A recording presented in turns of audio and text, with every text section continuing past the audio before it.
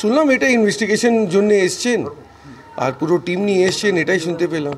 আর তো এর মধ্যে আচ্ছা, কেমন লোক আছেন দীপক? ভালো, ভেরি ডাউন টু আর্থ, ভালো আছেন উনি। এরকমভাবে কোনো সাসপিশিয়াস মতন কোনো not even a single day observe করা গেল। আচ্ছা, এই ধরনের যে সকালবেলা ইডির রেড হলো, এটা কি মেনে নিতে পারছেন আপনারা?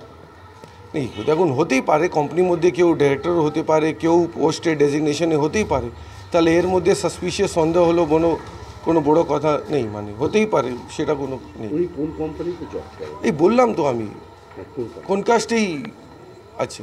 এমনি মানুষ হিসেবে কেমন ছিলেন? ভালো, ভেরি ডাউন টু আর্থ। কি পদে কাজ ছিল? এটা বলতে পারবো না। কতদিন ধরে এখানে থাকেন? উনি আছে 15 থেকে 20 বছরে আছে, ইভেন আমিও 10 বছর থেকে আছি, ওর আগে থেকেই আছি এখানে।